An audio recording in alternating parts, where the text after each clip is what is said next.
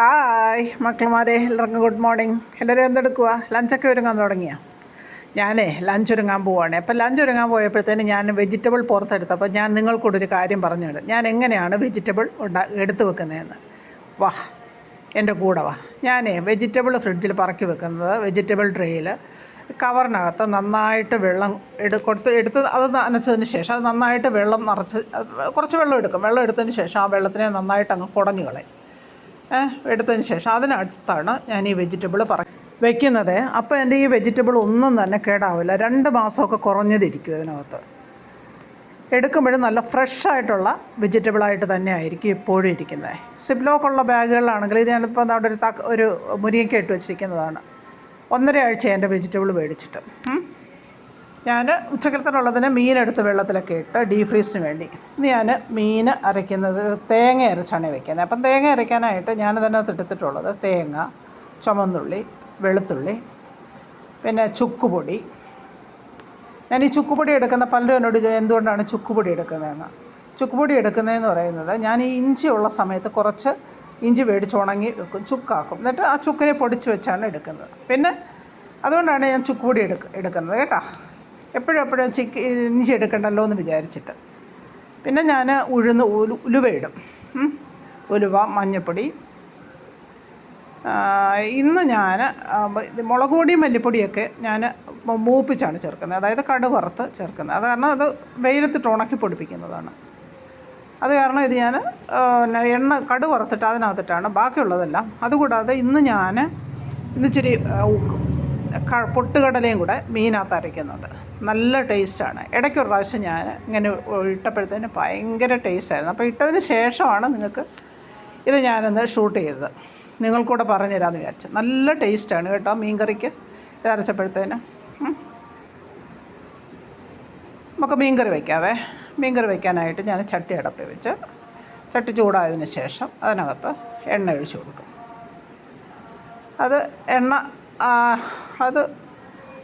എണ്ണ ചൂടായിട്ട് വേണം നമുക്ക് ഇത് പിന്നെ കടുവൊക്കെ ഇട്ട് കടുവും പിന്നെ വറ്റൽമുളകും കറിവേപ്പിലയൊക്കെ ഇട്ട് കടുക് വറുക്കും. കടുക് വറുത്തിട്ട് കടുക് പൊട്ടിയതിന് ശേഷമാണ്, അതായത് ഇത് മൂത്തതിന് ശേഷമാണ് ഞാൻ അതിനകത്തോട്ട് മല്ലിപ്പൊടി, മുളക് പൊടിയൊക്കെ ഇടുന്നത്. അതായത് ഞാനിപ്പോൾ എടുത്ത് വെച്ചിട്ടുള്ളത് മുളക് പൊടിയും മല്ലിപ്പൊടി, കാശ്മീരി ചില്ലിയൊക്കെ എടുത്തിട്ട് ഞാൻ കണ്ട ഈ പാത്രത്തിൽ ഇങ്ങനെ എടുത്തിരിക്കുകയാണ്. മല്ലിപ്പൊടി സാദാ മുളക് പൊടിയാണ്, അത് കാശ്മീരി ചില്ലി, ചുക്കുപൊടി, ഉലുവപ്പൊടി, മഞ്ഞൾപ്പൊടി. ആദ്യം നമുക്ക് മല്ലിപ്പൊടി ഇട്ട് കൊടുക്കാം. ഇത് സാദാ മുളക്, കാശ്മീരി ചില്ലി, ചുക്കുപൊടി, ഉലുവപ്പൊടി, മഞ്ഞൾപ്പൊടി. പിന്നെ ഇതെല്ലാം ഒന്ന് ഇട്ട് അതിലൊന്ന് മൂത്ത് വന്നതിന് ശേഷം ജസ്റ്റ് അതിൻ്റെ കളർ മാറും, ചെറിയൊരു മണമൊക്കെ വരും. കരിഞ്ഞു പോകരുത്. എണ്ണ ചൂടായിട്ടുള്ളതാണെന്നുണ്ടെങ്കിൽ പെട്ടെന്ന് നമുക്കിട്ട് അത് ആകാൻ പറ്റും. തീ കുറച്ച് വെച്ച് വേണം.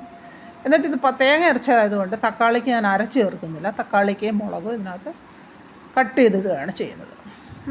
അതും കൂടെ അതിനകത്ത് ഇട്ട് ജസ്റ്റ് ഒന്ന് ആക്കിയതിന് ശേഷം അരച്ച് വെച്ച തേങ്ങയില്ലേ, തേങ്ങയും പൊട്ടുകടലയും കൂടെ നമ്മൾ അരച്ച് വെച്ചിട്ടില്ലേ, അതും കൂടെ ഇതിനകത്ത് മിക്സ് ചെയ്ത് കൊടുക്കണം.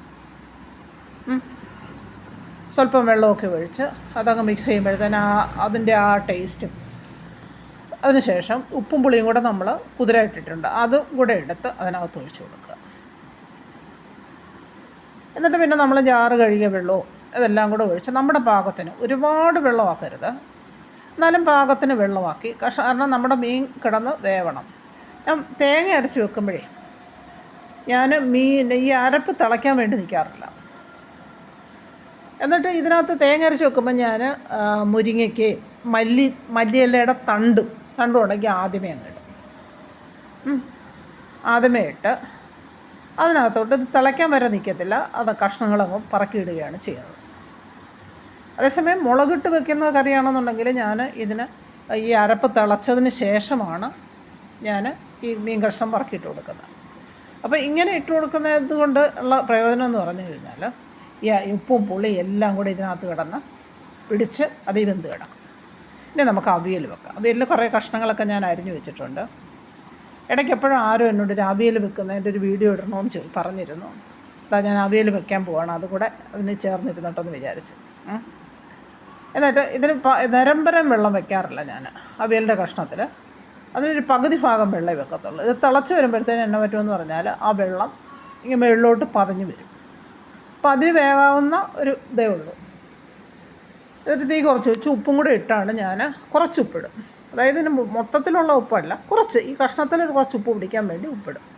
അതിനുശേഷം ഇതിന് അരയ്ക്കേണ്ടതായ തേങ്ങ, വെളുത്തുള്ളി, ചുമന്നുള്ളി, പച്ചമുളക് ഇതെല്ലാം ഇട്ട് ജീരകം ഉണ്ടെങ്കിൽ ജീരകമാണ് നല്ലത്. ഞാൻ ജീരകം പൊടിച്ചാണ് വെച്ചിരിക്കുന്നത്. അതുകൊണ്ട് ജീരകപ്പൊടി, മഞ്ഞൾപ്പൊടി ഇതെല്ലാം കൂടെ ഇട്ട് അരച്ച് വയ്ക്കുക. അരയ്ക്കുന്നതിനകത്ത് ഞാനൊരു സ്വല്പം കറിവേപ്പിലയും കൂടെ ഇടും. ഇതങ്ങ് ഒരുപാട് അരയരുത്. ഉപ്പും കൂടെ ഇടണം, പാകത്തിന് ഉപ്പും കൂടെ ഇടണം. പിന്നെ ഞാനിതിനകത്ത് ഒരു സ്വല്പം പൊട്ടുകടലയും കൂടെ ഇടും.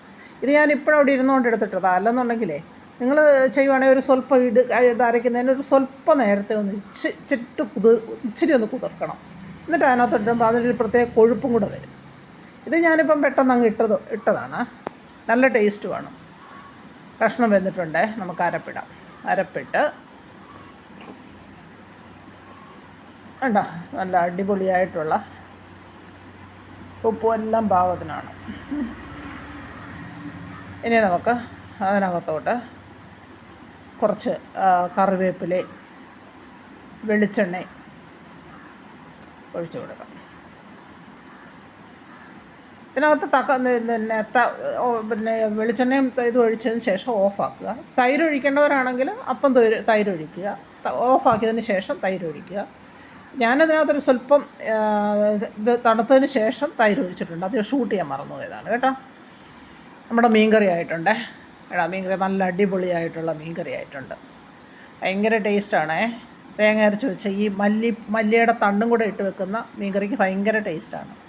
ഇനി നമുക്ക് കുറച്ച് കൂമ്പ് തോര. ഇത് ഞങ്ങളുടെ സ്വന്തം വിളയിലെ കൂമ്പാണ്, വാഴത്തോട്ടത്തിലെ കൂമ്പാണ്, ഏത്തവാഴയുടെ കൂമ്പാണ്. ഏത്തവാഴയുടെ കൂമ്പ് ഞാൻ തോരൻ വയ്ക്കുമ്പോൾ അതിനകത്ത് ഉഴുന്ന് ഇട്ടാണ്, തോട് കളഞ്ഞ് ഉഴുന്ന് മൂപ്പിച്ചിട്ടാണ് അതിനകത്തോട്ടാണ് ഇടുന്നത്. കടുക് വറക്കുന്നതിന് പകരം കടുകിന് പകരം ഞാൻ ഉഴുന്നാണ് ഇടാറുള്ളത്. ഞാൻ കൂമ്പ് വെക്കുന്ന തോരൻ്റെ വീഡിയോ ഒക്കെ ഞാൻ ഇട്ടിട്ടുണ്ട്. നല്ല ഇത് മൂക്കുമ്പോഴത്തേന് നല്ലൊരു മണം വരും. കണ്ടോ, ഏകദേശമൊക്കെ മൂത്ത് വരാറായി. അപ്പോഴാണ് ഇതിൻ്റെ കളറ് മാറുന്നത്. കണ്ടോ. ഇനി നമുക്കതിനകത്തോട്ട് നമ്മുടെ കറിവേപ്പിലയും വറ്റൽമുളകും വെച്ചിട്ട് അതും ഒന്ന് മൂത്ത് വന്നതിന് ശേഷം നമ്മുടെ അരിഞ്ഞ് വെച്ചിട്ടുള്ള കൂമ്പ് ഇട്ട് കൊടുക്കുക. ഞാൻ ഈ കൂമ്പ് അരിഞ്ഞിട്ടുള്ളത് നമ്മുടെ ചോപ്പറി വെച്ചാണ്. ചോപ്പറി വെച്ച് അരിയാനായിട്ട് നല്ല എളുപ്പമാണ്. ഞാൻ എൻ്റെ വീഡിയോ ഇട്ടെന്നാണ് എൻ്റെ ഒരു ഓർമ്മ. ചോപ്പറിൽ എങ്ങനെയാണ് കൂമ്പ് അരിയുന്നതെന്നുള്ളത്. നമ്മുടെ കൈ കറയും ആകില്ല. പക്ഷേ അരിയുമ്പോൾ നമ്മൾ കുറച്ച് ശ്രദ്ധിച്ച് ചെയ്യണം. നല്ല ടേസ്റ്റാണ്. ഏത്തവാഴയുടെ കൂമ്പ് ഇതേപോലെ നിങ്ങൾ അരിഞ്ഞ് നോക്കണം. ഞാൻ എൻ്റെ വീഡിയോ ഇട്ടിട്ടുണ്ട്. എൻ്റെ ഏതോ ഒരു വീഡിയോയിൽ കിടപ്പുണ്ട്, കയറി നോക്കിയാൽ മതി. നല്ല എളുപ്പമാണ് ചോപ്പറിനകത്ത് കൂമ്പ് അരിയാനായിട്ട്. പിന്നെ അതിനകത്തോട്ട് ഞാൻ അതിനകത്ത് അരച്ച് വെച്ചിട്ടുള്ള അരപ്പും കൂടെ ആഡ് ചെയ്തു. ഇതിപ്പോൾ എല്ലായിടും ഉഴുന്നുപരിപ്പൊക്കെ അങ്ങ് പറ്റിയല്ലോ. അതിന് ശേഷം നമ്മൾ ചതച്ച് വെച്ചിട്ടില്ലേ, തോരന് ചതയ്ക്കുന്നത് തന്നെയാണ് ഇതിനും ചതയ്ക്കുന്നത്. ഇട്ട് അതെല്ലാം കൂടെ ഒന്ന് ഇളക്കി തട്ടിപ്പൊത്തി അടച്ച് വെക്കുക. നന്നായിട്ട് അടച്ച് ഒരു എല്ലായിടും ആ അരപ്പിൻ്റെ ഇതൊക്കെ ചെല്ലണം. എന്നിട്ട് നന്നായിട്ട് സൈഡിലിങ്ങനെ തട്ടിപ്പൊത്തി വെച്ച് കൊടുക്കണം. തട്ടിപ്പൊത്തി വെച്ച് അടച്ച് വയ്ക്കുക. ഒരു 5 മിനിറ്റ്, ഒരു 5-6 മിനിറ്റ്, ഒരു 10 മിനിറ്റ് കഴിഞ്ഞ് അതിനെ തുറന്ന് നോക്കുമ്പോഴത്തേന് അത് നന്നായിട്ട് വെന്തിരിക്കും. നല്ല അടിപൊളിയായിട്ടുള്ള കൂമ്പ് തോരനാണ്. നല്ല ടേസ്റ്റുമാണ്. ഏത്തവാഴയുടെ കൂമ്പെന്ന് പറയുന്നത് ഭയങ്കര ടേസ്റ്റാണ്.